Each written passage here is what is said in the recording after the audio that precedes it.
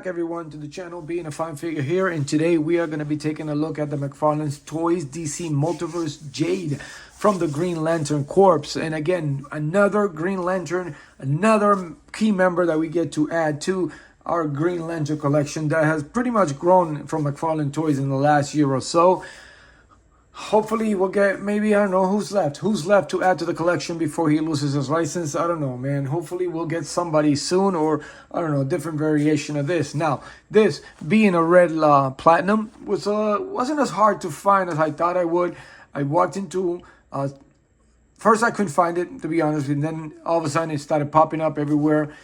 In mostly all the Walmarts in my area, and I'm surrounded by about 6 of them, 6 or 7, give or take, within less than 10, 15 miles or so. So once I found the first one, then all of a sudden I see them all the time now. So maybe, you know, some red platinums are hard. Some are just like regular figures, so go figure. But anyway, as we do here on the channel, I am going to get this figure out of the box, and I will be right back. All right, now that we have the figure out of the box, we will quickly go over the accessories. It's very quick. It doesn't really have too many. But she does come with a Mcfarlane stand, but because she is a little difficult to stand because of the heels and the way the, I don't know, issues gave me a hard time, the feet or something, and the articulated toes. I wasn't going to keep messing around and getting frustrated, so I put her on the stand, but the stand is there, DC logo on it. And then she came with these energy effects attached to it. I took them off actually because these are like, they're weird. I never liked the fact because you have to plug them in there. And then of course it came with these trigger finger or open hands, which I would have preferred some fists instead, or a ring on one of them. But yeah, these are the same effects that I think they had with Raven from the Teen Titans. And I wasn't a big fan of those either. They just look weird on the hand when you put them on there. And I'll show you what I mean at the end. And then, of course, the data file trading card. And it has a little story there on Jennifer. And she is Alan Scott's Green Lantern and Thorne's daughter. And I guess what is it called? The Starheart trigger. She was being attacked. It triggered her abilities. And that's why her skin and her skin turned green.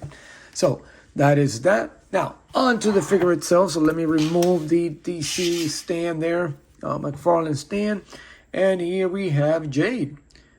And she looks very familiar. I'm trying to figure out. She has a little likeness, like, I don't know. She kind of looks sort of like the face maybe of Donna Troy, maybe. I don't know, maybe. I don't know. It's hard to tell. But this is Jade. I wish this suit was a little bit lighter. It's got like this off cream color, almost like a, not bisque, but almost more of a, like a, I don't know, it's like, I think what it is I think the figure or the mold was green and they kind of painted over it. So I don't think the white kind of stuck. So it might have needed another coat, or maybe they should have used a different white. That's what I mean, that's just me guessing.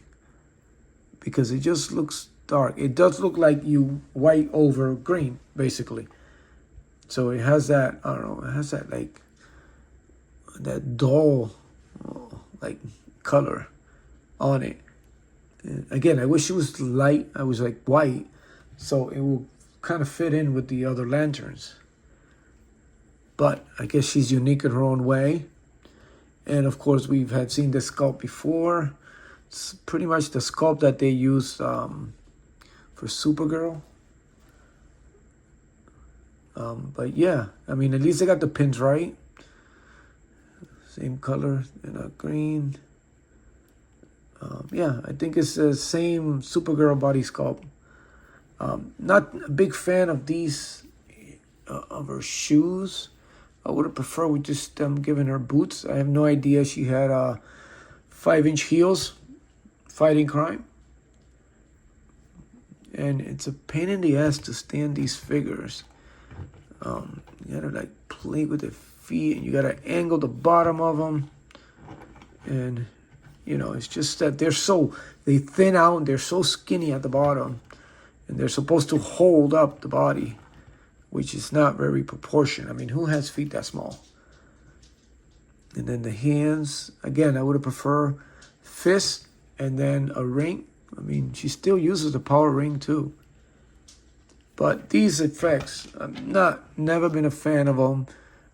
You know, you just plug it in there, and it's just, yeah, see, it looks so awkward. It looks, I mean, I would have preferred a little rounder. At least a fist, you can just put it all in there, so at least it goes all the way in, and it doesn't look as bad, but this just looks terrible. That is a very terrible. So I probably am not going to pose her with those effects. And I'll probably just, when I photograph her and stuff like that, I'll probably just make my own effects. Just Photoshop some effects in there. Because I guess in theory they were good, but I just have no use for them. And they just look awkward on it. It just looks funny. It doesn't look right. But the figure itself, face sculpt, looks really good. They got the face green, the skin color. It's got some green hair. They should have put a little, it seems like it might have some highlights, but I think it's just the way that the paint got most of it in it, and then it just didn't get into the cracks and stuff. But it's not bad. It's not bad. Obviously, when you get figures like that, and mostly the ladies, you're not going to get any, look at that, no movement whatsoever in the head. But she does look down, so if you're doing those flight poses and stuff, she can look down. And then, of course, everything else, Mcfarlane, T-stands, you know, you can spread it open. Oh, they left the joints, that cream white color. And then, you do get the bicep. Oh, they also gave her, they gave her some bicep. Just like, yes, like that Supergirl over there too. She's got that same frame, except she had the flat-footed boots.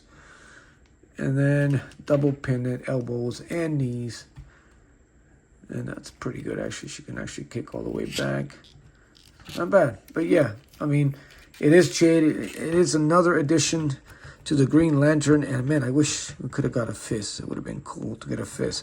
Because now I'm going to be posing her without those effects. And trigger finger. And man, is she ever going to stand up? But anyway, let's see what she looks like next to some of the not too recent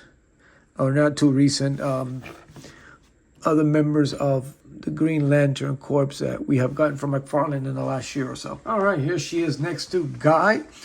And of course, big man himself, Kilowog. And as you can see, she actually holds up pretty well against them. Obviously, Kilowog, it's over 9 inches tall. And she's about 7, so it kind of looks good. So she does look good. But again, you can see the difference in the white compared to the other lanterns white. It just sticks out. It's like a very old faded type cream color. And here she is next to Stewart and Simon Bass. So again, another Green Lantern member that we get to add to our collection. Finally, a female. There's so many guys. We finally got a female to add to the collection, so it kind of gives it it broadens out our Green Lantern collection. And I'm kind of glad we got her. So hopefully get someone else, add a couple more before you go, Mcfarlane. If not, we'll have to see what Mattel has in store once they get the license. So anyway, guys, as always, thank you for tuning in to the channel. And as always, take care of yourself. Think of your support. Support each other. Continue to be a fine figure. And I will see you later.